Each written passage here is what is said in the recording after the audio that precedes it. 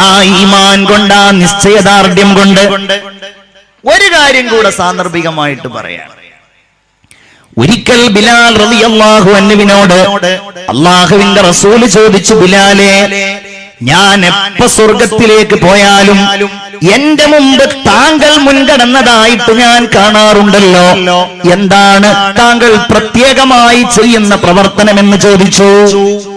അവിടുന്ന് ബിലാൽ മറുപടി പറഞ്ഞു, യാ റസൂലല്ലാഹ്, ഞാൻ ഒന്നും പ്രത്യേകമായിട്ട് ചെയ്യാറില്ല. പിന്നെയോ, എനിക്ക് എപ്പോഴെങ്കിലും ചെറിയ അശുദ്ധി ഉണ്ടായാൽ, അഥവാ എന്റെ വുളൂ മുറിഞ്ഞു കഴിഞ്ഞാൽ ഞാൻ ആ വുളൂഇനെ പുതുക്കാറുണ്ട്.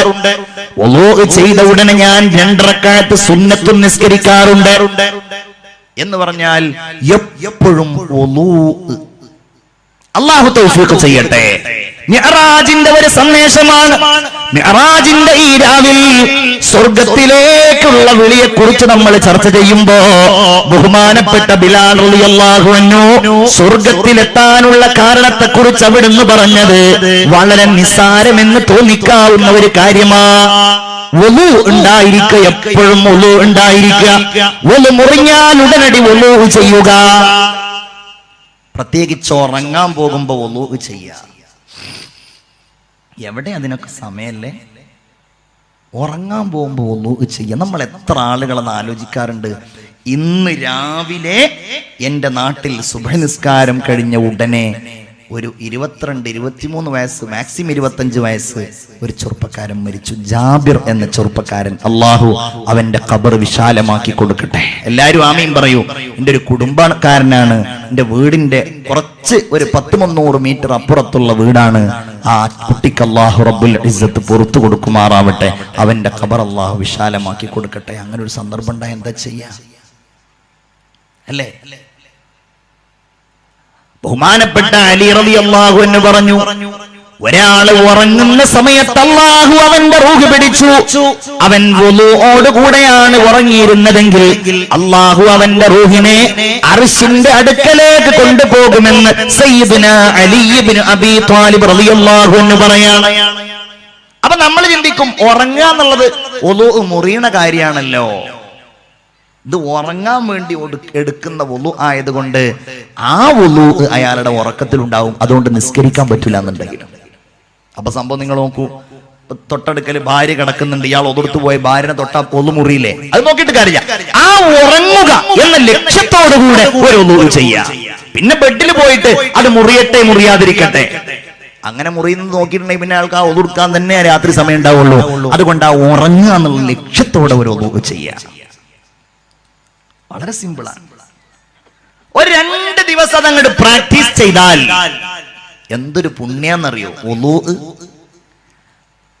അത്തിപ്പറ്റ ഉസ്താദൊക്കെ ദുആ ചെയ്യാറുണ്ട്, അല്ലാഹുവേ വുളൂഓടുകൂടെ മരിപ്പിക്കണേ എന്ന്. ആ മഹാൻ ദുആർക്കണം എന്നുണ്ടെങ്കിൽ അതൊരു പ്രധാനപ്പെട്ട കാര്യമായി തന്നെ ആയിരിക്കും. അപ്പൊ നമ്മളും അതിനു വേണ്ടി പരിശ്രമിക്കുക. ചെറുപ്പക്കാരെ, ഒരുപാട് മാറ്റങ്ങൾ വരും നിങ്ങളുടെ ജീവിതത്തിൽ, ഒരു സംശയവും വേണ്ട. നിരന്തരമായി സദാസമയവും വുളൂ ഉള്ളവനായാൽ ഇന്ന് രാത്രി മുതൽ നിങ്ങളൊന്ന് പരീക്ഷിച്ചു, നാളെ രാവിലെ സുബഹി മുതൽ നിങ്ങളൊന്ന് പരീക്ഷിച്ചു നോക്കൂ. എപ്പോഴും വുളൂ ഉള്ളവനായാൽ മനസ്സിൽ ഒരുപാട് മാറ്റങ്ങൾ വരും. വിചാരങ്ങളിലും ചിന്തകളിലും പരിവർത്തനങ്ങൾ വരും. ഈ വാട്സാപ്പിന്റെയും ഫേസ്ബുക്കിന്റെയും മൊബൈൽ ഫോണിലുള്ള സമയം ചെലവഴിക്കലിന്റെയും ലോകത്ത് നിന്ന് നമ്മൾ ഒരുപാട് മാറി നിൽക്കും. ഇബാദത്തിന്റെ മനസ്സ് സ്വാഭാവികമായും വരും. നിങ്ങളൊന്ന് പരീക്ഷിച്ചു നോക്കൂ. ചില ആളുകൾ, ചെറുപ്പക്കാര് പറയും, ഉസ്താദേ എന്തായിട്ടതിൽ നിന്ന് വിട്ടുനിൽക്കാൻ കഴിയുന്നില്ല, എപ്പോഴും മൊബൈലിൽ നോക്കാൻ തോന്നുകയാണ്, ഹറാമിലേക്ക് പോവാൻ മനസ്സിങ്ങനെ വല്ലാതെ മോഹിക്കാണ്, കാണാൻ മോഹിക്കാണ്, നെറ്റിൽ സെർച്ച് ചെയ്യാൻ മോഹിക്കാണ്. പൊന്നുമോനെ, അതിന് ഏറ്റവും ചെറിയ ഒരൊറ്റ മൂല്യാണ് എപ്പോഴും വുളൂ ഉണ്ടായിരിക്കുക എന്നുള്ളത്. ഇൻഷാ അല്ലാഹ് ഈ പറയപ്പെട്ട ഈ സഹോദരന്മാര് സംഘടിപ്പിച്ച ആവീൽ എന്ന് പറയുന്ന ഈ പ്രദേശത്ത് സംഘടിപ്പിച്ച ഇൽമിന്റെ മജ്ലിസിലേക്ക് വളരെ താല്പര്യത്തോടെ വന്ന ഈ മുഅ്മിനീങ്ങളായ ആളുകൾ, ഒരുപാട് സ്വാലിഹീങ്ങൾ, സൽക്കർമ്മങ്ങൾ ചെയ്യുന്നവർ, നിസ്കാരം ഒഴിവാക്കാത്തവർ, ഇൻഷാ അല്ലാഹ് നിന്ന് അത്താഴം പിടിച്ച് നാളെ മിഅ്റാജിന്റെ സുന്നത്ത് നോമ്പ് നോൽക്കണമെന്ന് തീരുമാനിച്ചവർ, അങ്ങനെയൊക്കെ ഒരുപാട് നല്ല നിയത്തുമായി കഴിഞ്ഞുകൂടുന്ന നിങ്ങൾ അതിനോടുകൂടെ ഒരു പ്രതിജ്ഞ കൂടെ എടുക്കൂ. ഇൻഷാ അല്ലാഹ് ഞാൻ ഇനി മുതൽ എപ്പോഴും വുളു ഉള്ള ആളായിരിക്കും. കാരണം എന്താ? ആ വുളു ഇങ്ങനെ നിരന്തരമായി പോയാൽ ഒറ്റ പ്രതീക്ഷയുള്ളൂ, മരിക്കുന്ന സമയത്ത് ആ വുളു ഉണ്ടായാൽ അത് നമുക്കൊരു പ്രതീക്ഷയാണല്ലോ. അല്ലാഹു തൗഫീഖ് തരട്ടെ. ബിലാൽ റളിയല്ലാഹു അൻഹുവിനെ ഞാൻ സ്വർഗ്ഗത്തിൽ കണ്ടുവെന്ന് സയ്യിദുനാ മുഹമ്മദ് മുസ്തഫ സല്ലല്ലാഹു അലൈഹി വസല്ലം അവിടുന്ന് പറയാണ്, ഞാനവിടെ ഒരു കൊട്ടാരം കണ്ടു. മനോഹരമായ ആ കൊട്ടാരം കണ്ടപ്പോ ഞാൻ വിചാരിച്ചു, അല്ലാ ഇതെനിക്കുള്ള കൊട്ടാരമാണോ? കാരണം അത്രയും ഭംഗിയുണ്ട്. അതിന്റെ അകത്ത് നിന്ന് നോക്കിയാൽ പുറം കാണാൻ കഴിയും. മുത്തുകളാലും പവിഴങ്ങളാലും അലങ്കൃതമായ ആ കൊട്ടാരം അതെനിക്കുള്ളതാണോ എന്ന് വിചാരിച്ച് ഞാൻ ആ കൊട്ടാരത്തിലേക്ക് കടക്കുമ്പോ അതാ പറയപ്പെടുന്നു, യാ റസൂലല്ലാഹ് ഇതങ്ങേക്കുള്ളതല്ല. പിന്നെ ഇതാർക്കുള്ളതാണ്? ആ കൊട്ടാരം കണ്ടപ്പോ റസൂലുള്ള വിചാരിച്ചു, ഇതെനിക്കുള്ള കൊട്ടാരാണ്. നബി തിരുമേനി അത് പറയുകയും ചെയ്തു. ഞാൻ വിചാരിച്ചു അതെനിക്കുള്ള കൊട്ടാരമാണോ? അപ്പോഴാ പറയപ്പെടുന്നത്, നിങ്ങൾക്കുള്ളതല്ല, ഹാദാ ഖസ്റുൽ ഉമറ, ഈ സ്വർഗ്ഗത്തിലുള്ള കൊട്ടാരം ഇത് ഉമറിനുള്ള കൊട്ടാരമാണ്. എന്നിട്ട് റസൂലുള്ള പറഞ്ഞു, ഉമർ ഫതദക്കർതു ഗീറതക യാ ഉമർ, നിങ്ങൾ വലിയ കോപാന്തനാണല്ലോ, ദേശക്കാരനാണല്ലോ. നിങ്ങളുടെ സമ്മതമില്ലാതെ നിങ്ങളുടെ കൊട്ടാരത്തിൽ കയറിയാൽ അത് നിങ്ങൾക്ക് എന്നോട് ദേഷ്യത്തിന് കാരണമാകുമോ എന്ന് ഞാൻ വിചാരിച്ചു പോയി. അതുകൊണ്ട് ഞാൻ ആ കൊട്ടാരത്തിൽ കടന്നില്ല.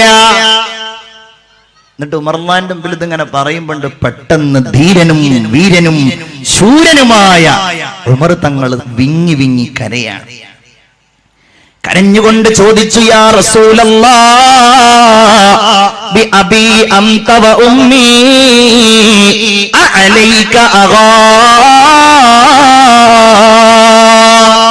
എന്താ നബിയേ അങ്ങീ പറയുന്നത്? അങ്ങയുടെ മേലിൽ ഞാൻ ദേഷ്യപ്പെടുകയോ നബിയേ?